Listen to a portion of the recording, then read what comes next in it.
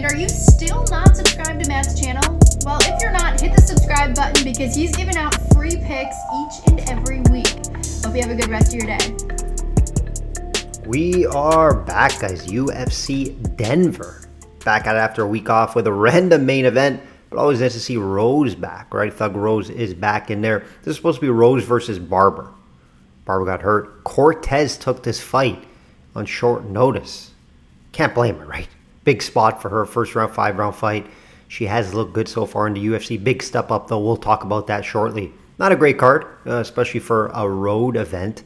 I don't expect a big card personally for myself and clients. Systemsportscapping.com or link.me/systemcapping for my client card this week and everything system capping. This year has been exceptional for the system and client. It's usually always good, but this run is the second highest run in system capping history, 23-2. Pay-per-view run, 92%. Best part of it, guys, average line plus money, 40-18. All cards run, right, including the fight night cards. UFC fight night cards always a little more difficult. We're at 70% average line plus money. It's pretty much all year now, guys. 70% two fight parlays, 2023, 2024. Again, average line plus money. Continue to beat the books year after year and long term. Had a best bet winner last week, 2 weeks ago. We had a week off, a rare best bet. I don't have a ton of best bets. Don't like to put a ton out there. Ian Gary turned out to be not, the easiest win for him, but I expected the grappling to be the difference, and it was. I know Ian Gary can grapple. He almost submitted him in the first round, let's be honest. So that was the difference, and that's why he won the fight. Also had a 2-fight parlay on that card as well. Still working on the setup here, guys. As you can see, it's improved again from 2 weeks ago. We're going to continue to improve and get it right exactly for the NFL season up and coming. We will continue to add to the space, continue to improve the sound, etc. Shout out to all my clients, video viewers on YouTube, or podcast listeners on Apple Podcasts and Spotify. It's much appreciated. If you're not already, please review on Apple Podcasts and Spotify. Share it with a friend, family member. And on YouTube, please like the video, subscribe. It helps me out a ton. Let's get right into this card, guys. Let's get right into this card. Shop around. Have the best. Get the best number out there, right? Have multiple sports books. Have action and different lines available to you so you can get the best number out there. Books do vary from fight to fight. Rose minus 225 versus Cortez plus 187 is the average market line. Rose is back, main event spot, something she's familiar with. After a nice win over Ribas, close fight, but Ribas was trending, right? Ribas was the similar spot as Cortez, if you want to put it like that. A little more obviously experienced for Ribas. She fights more, but same situation, right? They're saying Rose is a little older fighter. Ribas was coming up, had some nice wins. She was going to take Rose's spot. Rose said no. Right?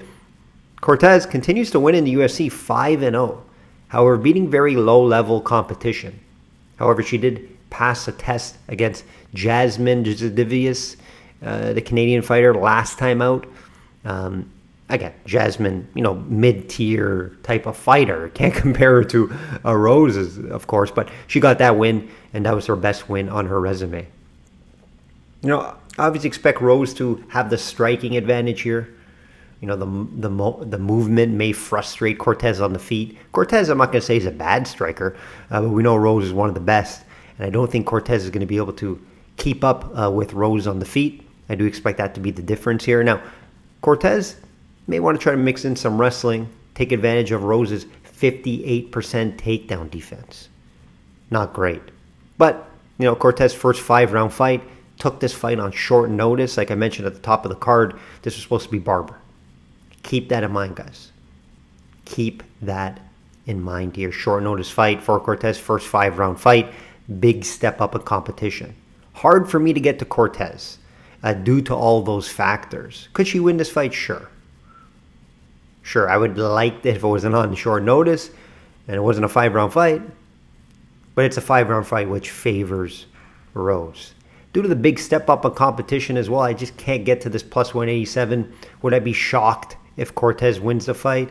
I wouldn't be shocked. I would be just maybe a little bit surprised, right? Surprise, shock, a little different. So I would like to look at Rose here. Minus 225, not appealing. Could sneak into a 2-fight parlay for me this weekend. Co-main, Ponzinibbio minus 200 versus Salikov plus 170. Interesting one here. I believe the line's a bit off. A little overvalued here on Ponzinibbio's side, even though I'm leaning his way and will be the free play. Both guys are coming off a loss. Salikov back-to-back losses. And Denver altitude isn't going to help either of these older fighters, right? Both these guys towards the end of their career here. Ponzinibbio one time, was up there, was battling and trying to get into that top 5. But things just didn't work out for him. The deeper this fight goes, I would be surprised if this fight goes all 3 rounds. To be honest, if it does, we're going to see the altitude play a factor, and that 3rd round is going to be sloppy. This is a fight I will not be involved in. I'm going to lean Ponzinibbio. I just can't bet him at minus 200, right? I just can't bet him at that price. Salikov, back against the wall, right? Back-to-back losses. Could come out a winner. We've seen Ponzinibbio checked and rocked at times.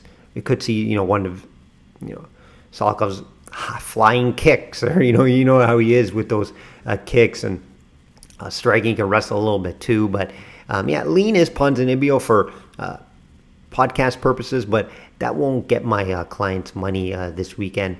A little overvalued here. Would I call you crazy to take a shot on Salikov? No, I do think Ponzinibbio is a better fighter though.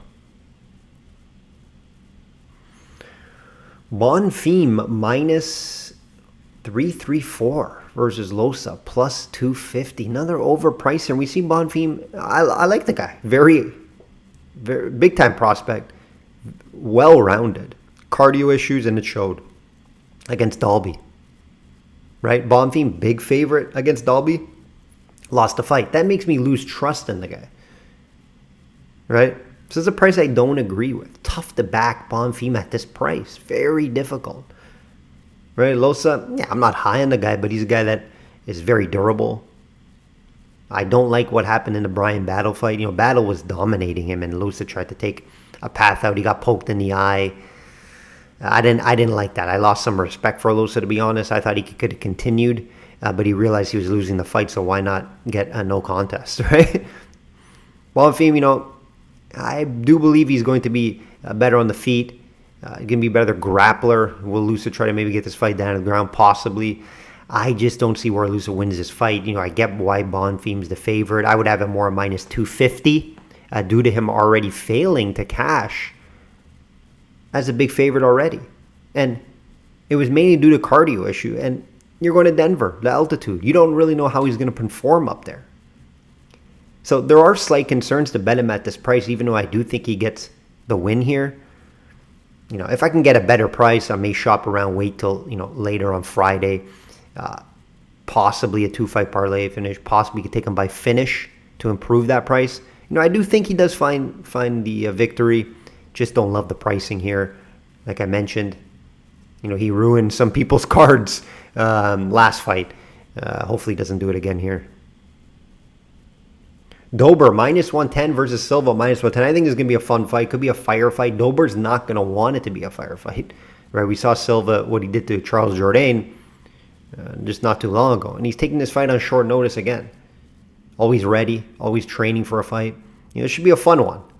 Right? Should be a fun fight. Both guys like to strike and throw. And Dober, the issue with him is he'll stand and bang, right? We've seen him chin check before. Very durable guy, but I think it's kind of going away from him.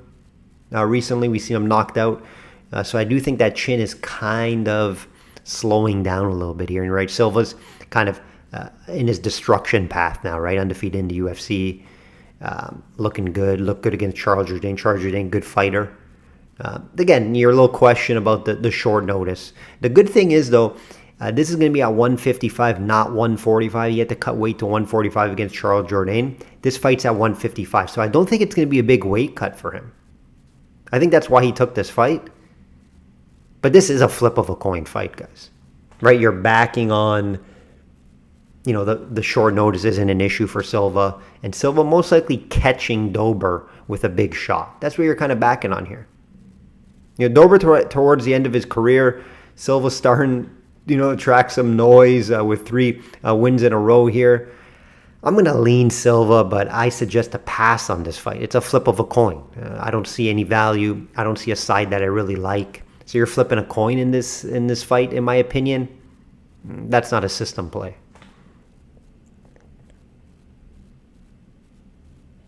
We got a Rosa plus 180 versus Rodriguez minus 220. A lot to like with Rodriguez. He has shown he can win as an underdog multiple times. But now he's a big favorite, right? Do you like betting him now at minus 220? I don't. Not against a savvy veteran like a Rosa who has a sneaky submission game. And I think that's his path to win this fight would be catching Rodriguez. And he does also have more volume than him, right? Rodriguez is lower volume. Rodriguez is just a dog. Just a dog, right? He'll fight for your money. He's one of those guys, right? He'll continue to come. Great cardio. Rosa, not so much, right? A Rosa is more of a, let's try to get in there and get out. He's not trying to fight 3 rounds. So I think it's going to be hard to get in and get out against Rodriguez, right? I'm high on Rodriguez. Like what I've seen so far from him. I like him better at 145. 135, he was issuing cutting weight. I think he missed weight 2 or 3 times at 135. 145 is going to be better for him, and he showed that he can fight. He fight Bulgarian in his debut at 145, and he beat him. Bulgarian's a good fighter. Right? It was a close fight, but Bulgarian is a good fighter. They didn't give Rodriguez an easy path at 145 first fight. This one's not going to be easy either. He's going to have to be mindful of the submission from Rosa. He has 12 under his belt in his MMA career. Right? Keep it on the feet, Rodriguez. Can wrestle a little bit too, but... the play is going to have to be Rodriguez. Minus 220 is tough. You lean the finish, but, Rodriguez could drag this out. We have seen him drag fights out before and win due to that. So, outcome is difficult here. So, Rodriguez will be the play. There is some threat with Rosa beating Rodriguez, like I mentioned. So, I'm not super confident in Rodriguez, but it will be the play for podcast purposes. It's going to be a short one, guys. Again, not a card that I'm in love with. It's a fight night card at the end of the day. A lot of fights dropped off on this card, a lot of injuries. So it's not the greatest card, but we could see some fun firefights. Are those good investments? No. To bet on firefights or close fights? No. You don't want to be flipping coins when you're placing your bets. Brundage, plus 140 versus Hassan, minus 170. Opening fight for the main card. Again, could be a style, like I just mentioned, a firefight, right? Hassan going in there trying to knock your head off. Brundage doing the same, trying to wrestle. That's Brundage's path here, I think, is try to wrestle and tire Hassan. Both guys do fight in Denver, out of altitude. Hassan more recently. Brundage has been there for a while, so I don't... And the funny thing is both guys still have cardio concerns. That's their main issue. Their cardio concerns, right? Brundage, we know, probably will be the better wrestler. Hassan can wrestle. He is... strong, as you can see from his his shape, right? But Hassan's going in there to try to finish the fight early. That's what he does, right? No secret about that. No secret. Brundage needs to wrestle, mix it up, in my opinion. Could he catch Hassan? Sure. Is there some value there at plus 140 on Brundage? Sure. He's been in there, last time against Bo Nickel. He brought Bo Nickel to the longest fight of his career. I don't know what that says, but at least he didn't get, destroyed in the first round like most people do. Hassan's just very difficult to predict, right? His takedown defense, 50%. That's not great, guys, against a guy that can wrestle like Brundage. So, there is some value at plus 140. Gun in my head, if I had to bet this fight, I don't have to. I would lean Brundage plus 140. However, what I like best here would be the fight not to go the distance due to both guys having cardio issues.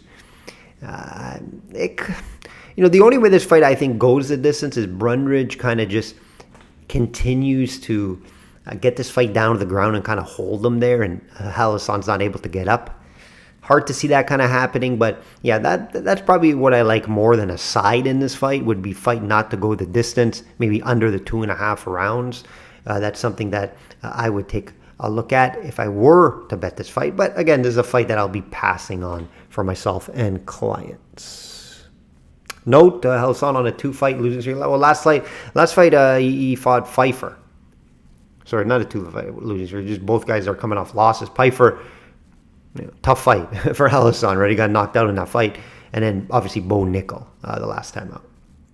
That will do it, guys. That will do it. We are back. I don't think UFC's off for the rest of the summer. I could be wrong. There could be one after a pay-per-view there. But guys, NFL's around the corner. Obviously PGA for clients. So get on board now, guys, coming up. Your NFL futures are going to be out soon. NFL season. UFC just been incredibly hot. PGA as well. We had a PGA outright last week with Davis Thompson. Plus 2,200 outright, guys. It's 8 outrights last 18 weeks for clients. That's the best time to get on board now. Learn how to beat the books long term. That will do it, guys. Like I always say, bet smart and know your limits. Enjoy UFC Denver.